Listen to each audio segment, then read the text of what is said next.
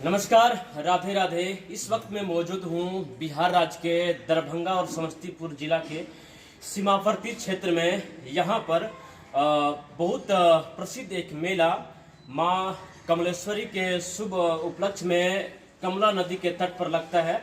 इस जगह की बात करेंगे तो ये है समस्तीपुर जिला का पिपरा घाट पर मौजूद हूँ और यहाँ पर 3 दिवसीय मेला लगता है। 3 दिन ना जी, 3 दिवसीय मेला लगता है। आज है दूसरा दिन। यहाँ पर मैं मौजूद हूँ, मेरे साथ जुड़े हुए हैं पंडित श्री गिरधारी शरण शास्त्री जी। इनसे हम जानेंगे आज का जो पूरा विश्व का जो परिप्रेक्ष्य है, जिस परिप्रेक्ष्य में बात करेंगे जो हमारा धर्म है, सनातन धर्म, हिंदू धर्म, दुनिया का सबसे पुराना धर्म। और इस धर्म को लेकर के आजकल हमारे समाज में, आजकल हमारे देश में जो कि नए वर्ग के लोग हैं, जो कॉन्वेंट शिक्षा के चक्कर में पढ़ करके, जिसको कि हम लोग कह सकते हैं 2 कौड़ी के लोग, टुटपुनिया लोग, अपनी छोटी से मुंह पे बड़ा सा धर्म पर बड़ी सा सवाल खड़ा करते हैं, उनको जवाब देने के लिए हमारे साथ जो पंडित महाराज जी जुड़े हुए, इनसे चर्चा करेंगे। आज का चर्चा का जो मुख्य विषय रहेगा, हमारे देश में एक बहुत बड़ा कंट्रोवर्सी तैयार की जा रही है, कथा कथित कुछ क्या कह सकते हैं, जिहादियों के द्वारा। जिहादी का मतलब होता है जो धर्म पे कटाक्ष करता है, किसी भी धर्म को वो बदनाम करने का प्रयास करता है। इसी तमाम मुद्दे पर हम चर्चा करेंगे। महाराज जी, सबसे पहले राधे राधे। जय श्री राधे। जय श्री राधे। हमारे जो दुनिया का सबसे सर्वोत्तम, सबसे पुराना धर्म सनातन धर्म पर आपका क्या राय है, क्या सोचते हैं? धर्म पे धर्म क्या कहता है? सवाल सीधा रहेगा, धर्म क्या कहता है हमारा? देखिए, धर्म ये कहता है कि हम सभी जो भारतवासी हैं, जो हम सब हिंदू हैं, और हिंदू को होना चाहिए कि हम अपने धर्म की रक्षा करें और धर्म की रक्षा करें और अपने धर्म की बात करें। जैसे कि महाराज जी ने भी अभी बागेश्वर नाम वाले महाराज जी पर हम चर्चा करेंगे, जो कि इस समय पे वो प्रत्येक टीवी मीडिया पर छाए हुए हैं।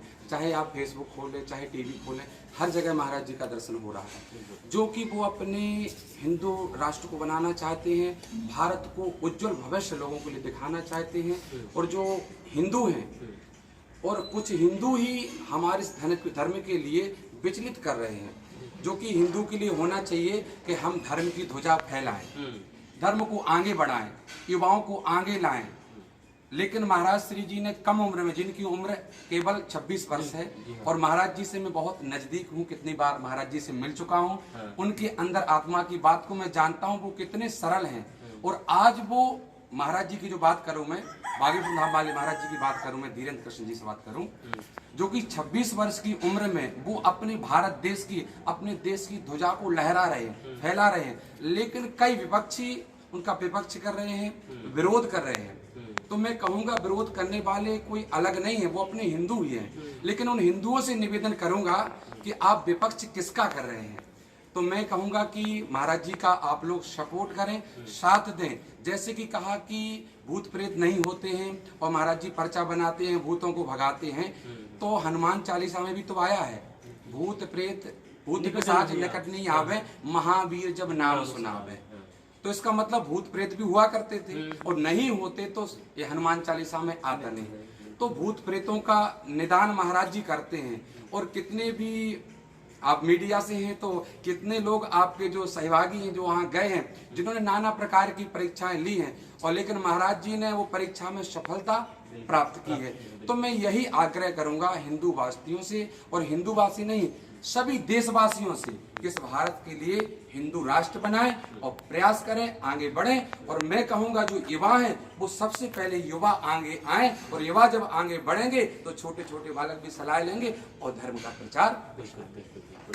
हाँ, जैसे कि आपने कहा, पंडित श्री धीरेन्द्र कृष्ण महाराज जी मात्र 26 साल की उम्र में इतनी बड़ी उपलब्धि और इतनी बड़ी प्रसिद्धि पाए हैं।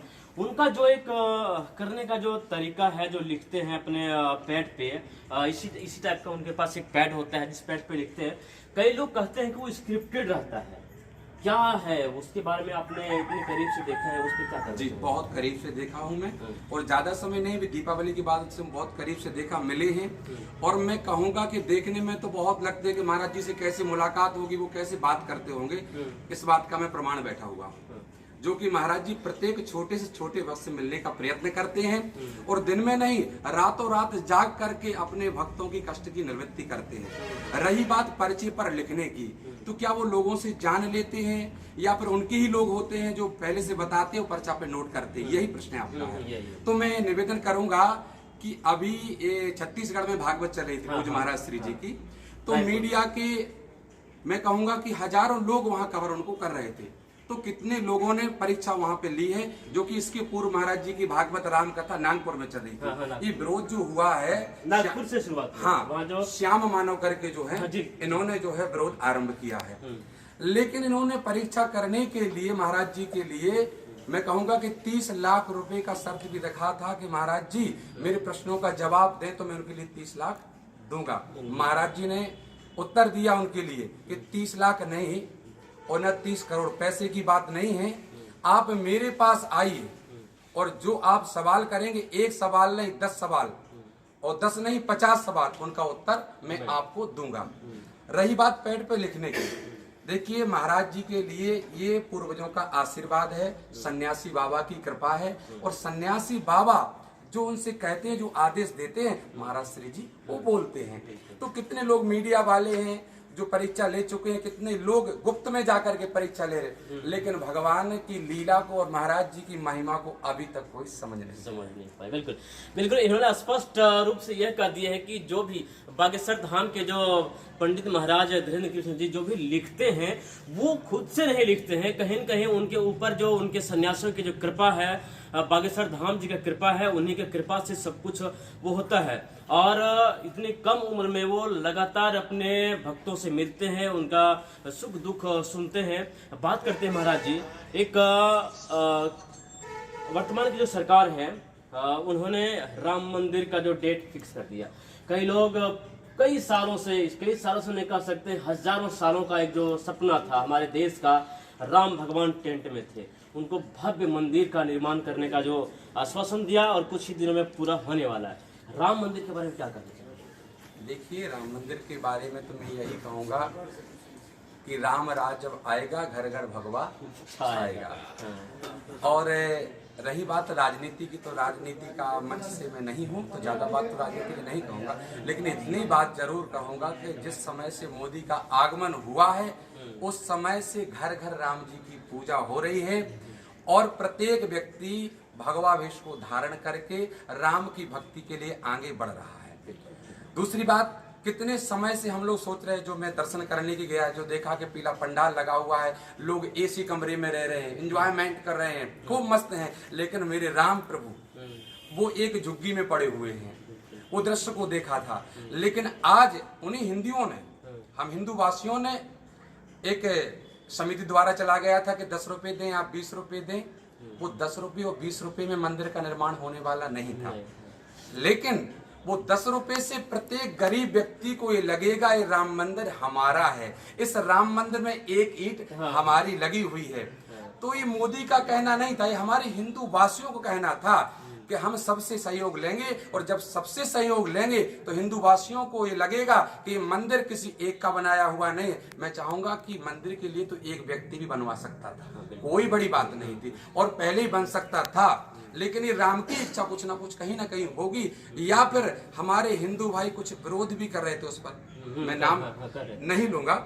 लेकिन आज राम की जब इच्छा हुई, तो आज प्रत्येक हिंदू अपने अपने बैंक बैलेंस में से, अपने अपने धन कमाए हुए मेहनत से, उसमें से वो 10-10 रुपए खर्च करके और एक एक ईंट राम मंदिर के लिए लगा रहे हैं, और शीघ्र यह मंदिर निर्माण होकर के रामलला सुंदर भव्य मंदिर में विराजमान है। चलिए, बहुत अच्छी इन्होंने बात कही है। अयोध्या में जो भव्य राम मंदिर का निर्माण हो रहा है, उसमें करोड़पति से लेकर के एक गरीब गरीबा 100, 150, 200 रुपए कमाने वाला मजदूर का भी उसमें एक ईंटा लगा हुआ है। इन्हीं तमाम मुद्दे पर हमारे पंडित श्री गिरधारी शास्त्री जी महाराज जी जुड़े हुए थे। यहाँ पर ये कमला नदी के तट पर माता कमलेश्वरी का प्रवचन दे रहे हैं। बात करते हैं जरा सा आसपास के जो क्षेत्र के लोग हैं, यहाँ पर आप कितने दिन से प्रवचन दे रहे हैं?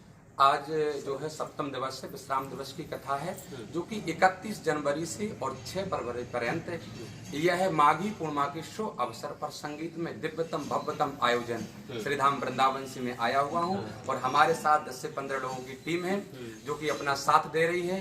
यहाँ का प्रत्येक वर्ष आयोजन केवट समाज एवं समस्त ग्रामवासी एवं क्षेत्रवासियों के द्वारा यह भव्यतम दिव्यतम आयोजन प्रत्येक वर्ष हुआ करता है, जिसका आज विश्राम दिवस है। और कल मैं देखा कि हजारों नहीं कई हजारों की संख्या में भक्तों ने यहाँ पर माँ कमलेश्वरी मैया में गोता लगाए। यहाँ पर बताया जाता है कि 3 नदियों का संगम है और इस 3 नदियों के संगम में मतलब ये प्रयागराज ही समझ लीजिएगा। ये प्रयागराज में माघी पूर्णिमा के शुभ अवसर पर लोग यहाँ पर आते हैं, कमलेश्वरी मैया में गोता लगाते हैं और मन की कामना मैया से करते हैं और उनकी कामना पूर्ण होती है। और जब कामना पूर्ण होती है तो वहाँ आकर के बच्चों का मुंडन कराते हैं और जो श्रद्धा भाव जो बनता है वो यहाँ भेंट करते हैं। तो यह समाज के द्वारा दिव्यतम आयोजन का 7वां दिवस चल रहा है, जो कि कई हजारों की संख्या में भक्त आनंद। क्या बात है। आप एक देख सकते हैं, यही वो आसपास के जो लोग हैं। महाराज जी, भारत के लगभग कई जगहों पर आप जाते होंगे, पूजा प्रवचन पाठ करवाते हैं। बाकी यहाँ के जो लोग हैं, यहाँ के जो कमेटी है, यहाँ के जो भक्तजन है, उनका आशीर्वाद, उनका प्यार कैसा लगता है? देखिए, जो पहले दिन मैं यहाँ पहुंचा, छुपाऊंगा नहीं, जो भी है वो सब है। पहले दिन जो यहाँ पहुंचा तो हमको लग रहा था कि शायद व्यवस्थाएं इतना नहीं दे पाएंगे, लेकिन जो दूसरा दिन आयोजन का आरंभ हुआ, इनकी व्यवस्थाएं, इनकी सेवाएं, मैं कहूंगा कि ये क्षेत्र जो मैं आयोजन कर रहा हूँ, गरीब लोग हैं यहाँ के, ज्यादा अमीर तो नहीं कहूंगा, लेकिन मैं कहूंगा कि हैं तो गरीब पर दिल के बहुत बड़े अमीर हैं। रहने के लिए घर नहीं, लेकिन दिल में खोल रखा हो, दिल में जगह बना रही है। इतना प्रेम और प्यार लुटा रहे हैं कि मैं कल मन से ही बोल गया था कि 6वां दिन कथा का चल रहा, मैं कहता हूँ कि 3रा दिन होता, ये 6 दिन कथा के कब निकल गए, हमको ये एहसास नहीं होने दिया। इतना सेवा कर रहे हैं, इतना सहयोग कर रहे हैं हमारे सभी ब्रजवासी बंधु, हमारे सभी सहयोगी बहुत प्रसन्न है और बहुत बहुत सभी भक्तों के लिए शुभकामना, आशीर्वाद। ऐसे ही युवा लोग आगे बढ़े और धर्म का प्रचार। जिस तरह से महाराज जी कह रहे हैं कि ये सब लोग गरीब हैं, लेकिन दिल का बहुत ही अमीर लोग हैं और महाराज जी का इतनी खूबसूरती से सेवा आप भगत हो रही है, महाराज जी काफ़ी खुश हैं। बाकी यहाँ पर देख सकते हैं काफ़ी लोग मौजूद हैं, अपनी अपनी बातों को लेकर के महाराज जी से आए हुए हैं, मुखातिब होंगे, कुछ बातें सुनेंगे भी। इनका जो खूब बहुत कीमती समय लेने के लिए बहुत बहुत धन्यवाद। एक बार पुनः राधे राधे। जय जय श्री राधे, जय जय श्री श्याम।